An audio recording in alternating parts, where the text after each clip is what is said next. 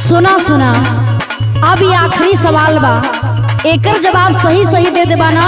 हाँ भौजी। तो तुहार अब बिना लगने के बहुत जल्दी शादी करा दे। पक्का ना? हाँ हो। सुना, बोला भौजी।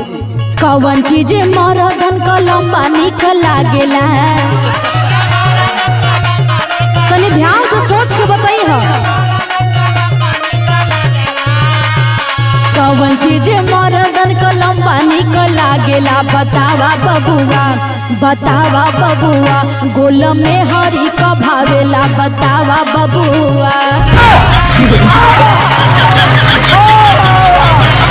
अरे बाप रे बाप, ये तो अजीब सवाल कर देलू भौजी। हाँ हाँ, अभी है तो तुम्हारा आखिरी सवाल है। ये तो सेंस दौड़ावे के परी। एकदम एकदम दौड़ा के बतावा। सुना, याद आ गिल का, बड़ा जल्दी याद कर लेला हो। लंबा टीका मरदन के बड़ा निकल